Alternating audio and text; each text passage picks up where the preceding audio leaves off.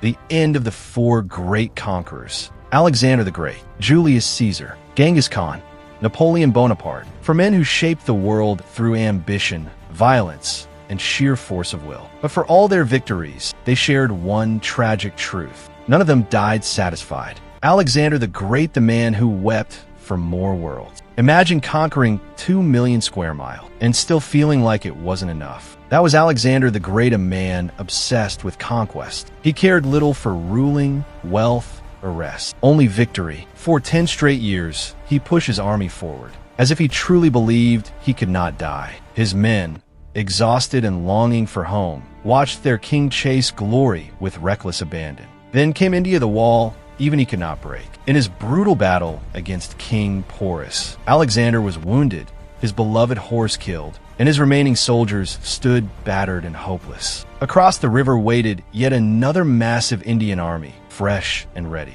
Alexander wanted to advance. His men refused. For the first time, the king who never listened was forced to. Not long after, the legend began to crumble. One night, he drank far beyond his limits and fell violently ill. Sensing an opportunity, his generals surrounded him, demanding to know who would inherit his empire. His answer sealed their fates. To the strongest. Those 3 words ignited a 50-year war among his generals. The empire shattered before it could even fully exist. Greek historians claim that Alexander's body didn't decay for 6 days, proving he was a god. Modern scientists believe something else, that he wasn't dead at all, but trapped in a deep coma, possibly hearing every plot around him, before being buried alive. Julius Caesar, the man who wanted a crown. Next came the man who idolized Alexander, Gaius Julius Caesar. While reading about Alexander's achievements, Caesar reportedly broke down in tears. When he was my age, he had conquered Persia, and I have done nothing. Like his hero, Caesar became consumed by ambition. He rose to unmatched power, then tore apart Rome's republican system, crowning himself dictator in perpetuity. He didn't hide his intentions either, once saying, "If you must break the law,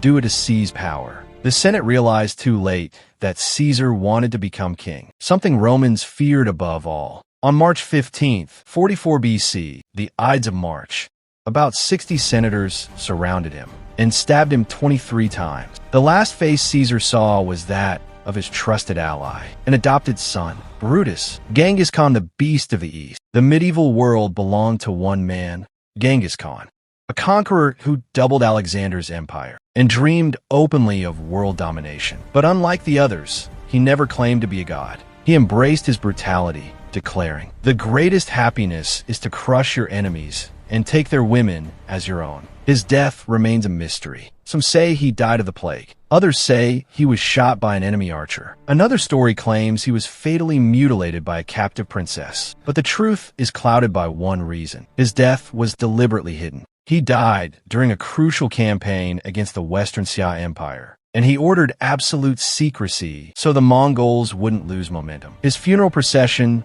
left a trail of slaughter, as his followers killed everyone who might reveal that the Great Khan was gone. Napoleon Bonaparte, the artist of war, 5 centuries later emerged perhaps the most brilliant military mind of all. Napoleon Bonaparte. The age of swords had ended. The age of artillery and Napoleon's genius had begun. Unlike the earlier conquerors, Napoleon saw war as art. He once said, "I love power, but as an artist I love it." He possessed a mind like a machine. During a campaign in 1805, a confused officer couldn't locate his division. Before anyone could check the maps, Napoleon recited from memory its exact location, movement schedule, manpower, equipment, and even the officer's own military record. He commanded an army of 200,000 and carried the entire layout in his head. His armies swept across Europe like wildfire. But with every victory, the stakes rose. The battles grew bloodier. And finally, at Waterloo in 1815, his luck ran out. Captured by the British, Napoleon was exiled, not executed. They feared death would make him a martyr. Instead,